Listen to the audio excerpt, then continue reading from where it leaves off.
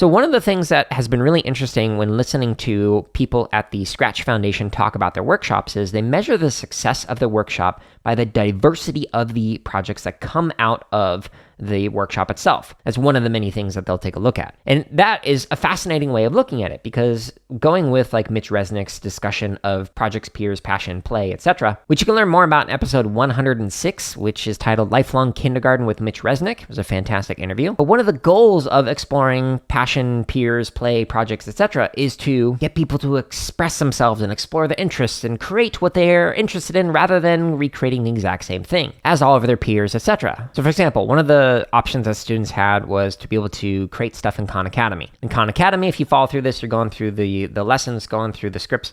By the end of each one of the little units, everybody creates basically the exact same project. The reason why is because of the hint generation system that they're using encourages students to be able to create the exact same thing, because it has a very small range of acceptable answers within it to be able to move on to the next step. So everybody's going to create like a dog, or everybody's going to create a Pong game or whatever, compared to, hey, use these shapes to draw an animal, or hey, use these concepts and practices to create some kind of a game. Those are two very different approaches. So I'd imagine that two different classes that use two different approaches, one where it's more open-ended and the students can create what they want, and the other is where people are following stuff, they're likely going to create this exact same thing compared to the students who are going to create what is interesting to them. There's going to be more diverse projects that come out of that. That is much more culturally relevant and much more interest-driven than the other approach where it kind of treats everybody as the same and creating the exact same thing. It assumes a buy-in into that. This approach can work really well if people sign up for it. Like if it's an elective class where students are like, hey, I really want to learn computer science. Show me whatever you got. I'm in. I bought into this. I want to learn this thing. Compared to classes where the students are forced to attend, like the K-8 classes that I used to work with, you might have the best sequence of lessons for the students who are bought in, but the ones who are like, why do I need to learn this? They're going to be like, this is pointless. I'm not interested in making a game or a story or whatever. But if you gave them options of like creating a sports project or creating a racing game or whatever,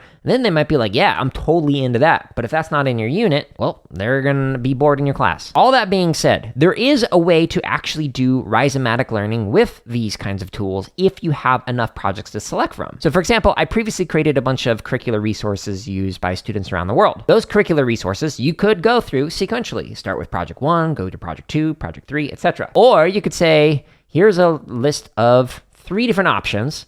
Pick which one of these 3 look interesting to you, because they all explore the same concepts or practice in a different way. Or you could go a little bit further down the rhizomatic path and say, hey, here's 10 projects. Pick one of those 10 that look interesting to you. It might be a game, it might be a story, it might be whatever. Or completely rhizomatic, where you could say, hey, pick any of these 40 projects, or make up your own. We can storyboard it together and kind of figure it out. That approach could use some of these automated tools, but it will get to the point where if students are creating their own projects, they're going to get into some questions that any kind of like automated tool is likely not going to be able to help solve that. This excerpt of the CSKA podcast was from episode 197, which is titled Effects of Automated Feedback in Scratch Programming Tutorials. You can listen to the full episode by searching for the CSK8 podcast on your favorite podcast app or by going to jaredoleary.com.